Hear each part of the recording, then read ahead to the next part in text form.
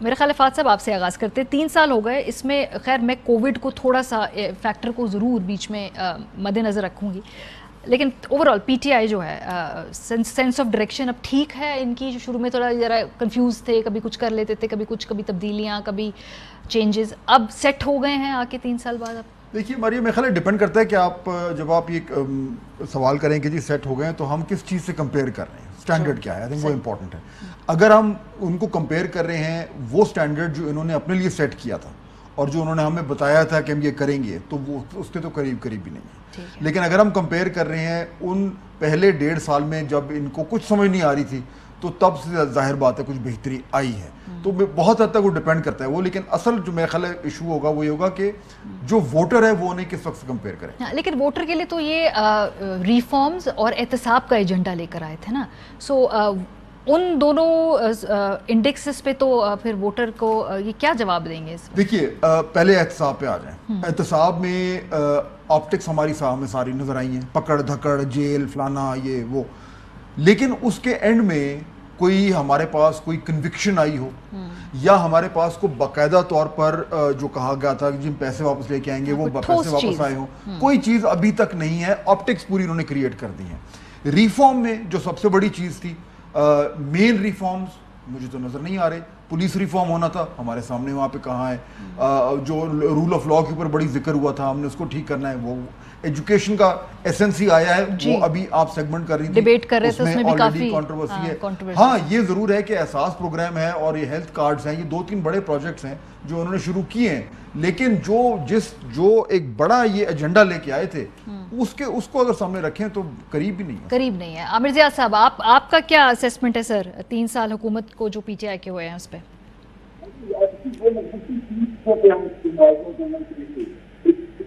इनकी एक सेकेंड आमिर साहब, आपकी थोड़ी सी आवाज फिक्स हो, अगर हो जाए, मेरे ख्याल है बहुत डिस्टॉर्टेड आवाज आ रही है। हाँ, हम ज़रा आमिर साहब की आवाज़ जो है उसको फिक्स कर लेते। ठीक है, सो इसका मतलब है कि लेकिन पाकिस्तान तहरीक इंसाफ की खुशकिस्मती ये है कि उनको अपोजिशन इस कदर मुंतशिर, इस कदर कन्फ्यूज्ड, इस कदर भांत भांत की बोलियां बोलने वाली मिली है कि इनकी तो फ्री फ्लोटिंग राइड है अभी तक कोई। आप देखिए ना कि ये बिल्कुल सही आप कह रही हैं कि एक ऐसी गवर्नमेंट जिसने अपने लिए इतना बड़ा एक एजेंडा सेट किया हो और उस एजेंडा को बेचा हो और उसके बाद वो बिल्कुल ही आती उसके पैर लड़खड़ाने शुरू कर दें, और अब वो पिछले कुछ चंद महीनों से अपने आप को थोड़ा संभाल लें, संभाल कर कहें कि जी हमारी कारकर्दगी बेहतर हो गई है। ऐसी गवर्नमेंट को सियासी तौर पर अगर प्रॉब्लम ना हो रहा हो तो उसका मसला ये कि उनके सामने जो अपोजिशन है वो फारिग है। खुशकिस्मती है ना, तो खुशकिस्मती, सो लकी। उनका कॉन्ट्रास्ट जो है, देखिए ना, दो तरफ कॉन्ट्रास्ट, एक तरफ उनका कॉन्ट्रास्ट हो रहा है अपनी नलायकी से और एक तरफ कॉन्ट्रास्ट हो रहा है एक नलायक ऑपोजिशन से। सो दोनों तरफ से उनको एडवांटेज हो रहा है और उन्हें गलतियां खुल के करने का मार्जिन जो है, जिसपे कोई उनकी खास तौर पे उन्हें कोई क्या कहते हैं ऑपोजिशन का सामना करना ही नहीं पड़ रहा, तो वो जो गलतियां भी हैं उनको कैश इन भी नहीं कर पाई ऑपोजिशन। मतलब बिल्कुल सही है। मैंने इसको शुरू में ना एक एग्जांपल दी थी कि ये शुरू के 6 महीने में कि ये एक पीटीआई की गवर्नमेंट जो है वो क्रिकेट टीम है जो बैटिंग कर रही है और सारे फील्डर उनके अपने हैं और अंपायर भी उनका अपना है, और फिर भी उनसे चौका नहीं लग रहा। अब क्या हुआ है कि अब अपने फील्डर रखकर और अपना अंपायर रखकर उनसे कभी कभार एक बाउंड्री लग रही है तो हम तालियां बजा रहे हैं। ये चले, इसको इम्प्रूवमेंट ही थोड़ी सी हम समझेंगे। आमिर ज़िया साहब, अब आपको आवाज मेरी आ रही है? पाकिस्तान तरीके तो आपकी आवाज आ रही है हमारी, अब आप सुन पा रही हैं? अब आपकी भी आवाज हमें बहुत क्लियर आ रही है। पाकिस्तान तहरीक इंसाफ की हुकूमत के 3 साल, जरा इस पर तबसरा। मारिया फहद ने बड़ी अच्छी रोशनी डाली। मैं कहूंगा मईशत के महाज पे जितनी दिगरगू हालत में मईशत मिली थी उसके मुकाबले में समझता हूँ कि उस ये वाहिद फील्ड है कि जहां पर थोड़ा सा इन्होंने परफॉर्म किया है। ये नहीं कि तमाम दुख दूर हो गए, लेकिन फिर भी अगर आप आज सूरत हाल देखें कि जब पाकिस्तान बिल्कुल डिफॉल्ट के दहाने पे खड़ा हुआ था, बहुत ज्यादा करंट अकाउंट डेफिसिट था और ज्यादा मसाइल थे, तो आज उसके मुकाबले में बेहतर है। लेकिन इनकी जो दीगर दो एजेंडाज हैं, एक अकाउंटेबिलिटी यानी कि एहतसाब, जिसका मेरे ख्याल में कॉर्नर स्टोन था इनकी सियासत का, तो वहां पर इनकी परफॉर्मेंस जो है हमारी साहिबा, वो आप जैसे कि फहद ने बिल्कुल कहा कि ऑप्टिक्स तो बहुत ज्यादा है, लेकिन एक कन्विक्शन नहीं हुई, और जो एक बड़ी कन्विक्शन इनके इक़्तिदार में आने से पहले हुई थी नवाज शरीफ साहब की, वो बड़ी मछली इनके हाथों से निकल गई। तो मेरे ख्याल में इमरान खान साहब को बतौर वज़ीर आज़म जो चीज सबसे ज्यादा हॉर्न कर रही होगी वो यही कि जनाब एहतसाब के मामले पर तमाम तर दावों और वादों के बावजूद उनकी जो कारकर्दगी है हुकूमत की बहुत ही कमजोर रही है। नैब को बहुत ज्यादा सपोर्ट किया गया, लेकिन हमारा प्रोसिक्यूशन, हमारा इन्वेस्टिगेशन का सिस्टम इतना वीक है, व्हाइट कॉलर क्राइम को साबित करना इतना मुश्किल है कि किसी की कन्विक्शन नहीं होती और ये ख्याल तकवीत पकड़ रहा है कि आप किसी बड़ी मछली को सजा नहीं दिलवा सकते। दूसरा एक बहुत बड़ा एजेंडा था रिफॉर्म्स का। लोग समझ रहे थे कि जी पीटीआई आएगी तो उसके बाद इस्लाहात होंगी, लेकिन हम देखते हैं कलीदी इस्लाहात नहीं हुई। यानी कि जो बड़े हमारे नुकसान में चलने वाले रियासती इदारे थे वो सब के सब वैसे ही खड़े। पाकिस्तान रेलवे से लेकर आप KIA की बात करें, आप और इस तरह के जो ब्लीड करें, स्टील मिल की बात करें, कुछ हुआ नहीं वहां पर। तो वहां पर उसी तरह ब्लीडिंग हो रही है।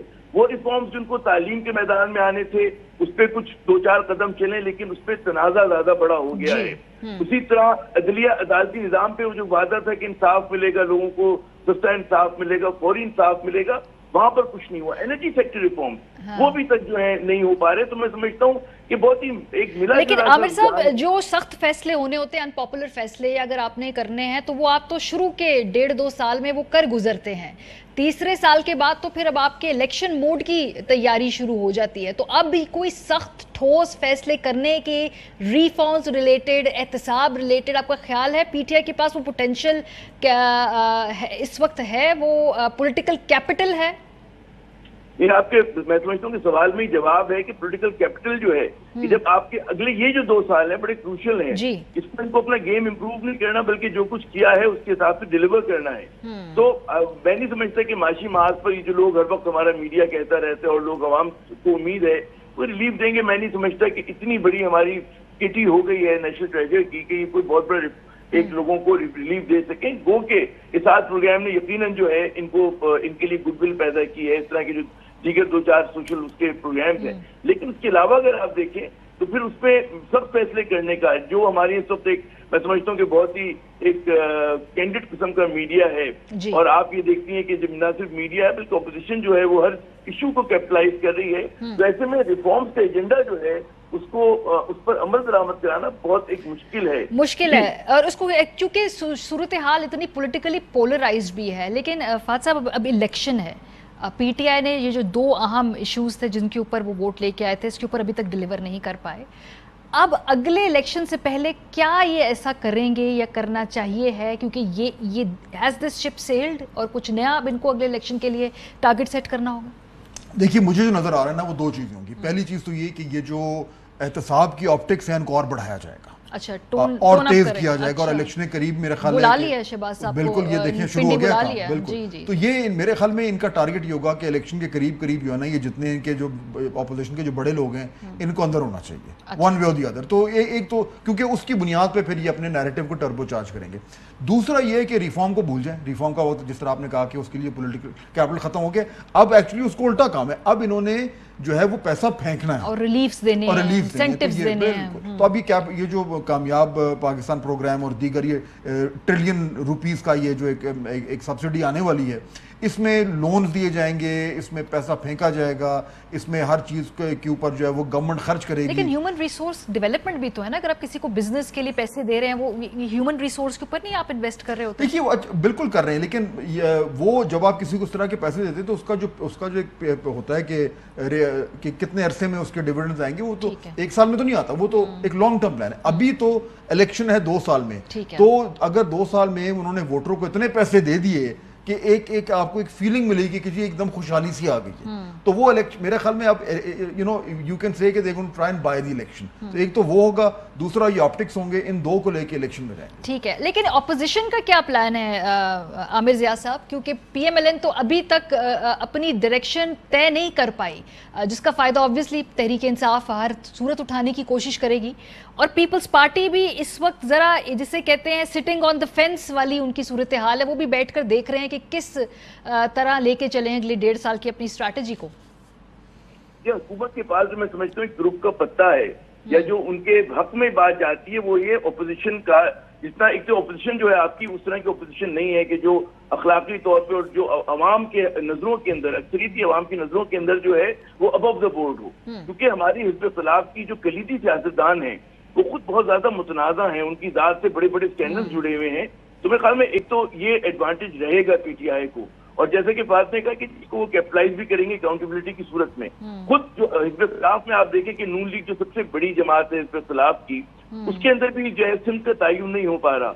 उसमें भी ये खबरें, क्या मतलब है, आम उनके आप बैकग्राउंड इंटरव्यूज करें उनके कलीदी रहनुमाओं से, तो आपको पता चलेगा कि सोच का, हिकमत अमली का बहुत ज्यादा फर्क है दोनों भाइयों के अंदर। और जाहिर है कि मरियम नवाज साहिबा वो तो वाजे टीवी पे भी उभर के आ गई। अब तो वो लड़ाई टीवी पे आ गई है जो पहले कभी नहीं आया करती थी। जी जी जी। और वो जो बहुत सारे लोग जिस तरह मरियम नवाज पे जान छिड़कते हैं, उसी तरह उनकी कहते हैं मुखालफत भी बहुत है पार्टी के रैंक एंड फाइल के अंदर, कम अज कम एक सीनियर सतह के ऊपर। और हमारे यहाँ याद रखें कि सियासत इलेक्टेबल्स की होती है, तो इलेक्टेबल्स जिस कहते जो हवा का रुख किस तरफ होगा उस तरह से फैसला करेंगे। जहां तक पाकिस्तान पीपुल्स पार्टी का ताल्लुक है, उससे हमारे बहुत सारे नासिर जो है बशमूल बहुत सारे सहाफी बड़ी उम्मीदें रखते हैं, उसको एक लिबरल फेस, प्रोग्रेसिव फेस समझते हैं पाकिस्तान की सियासत का।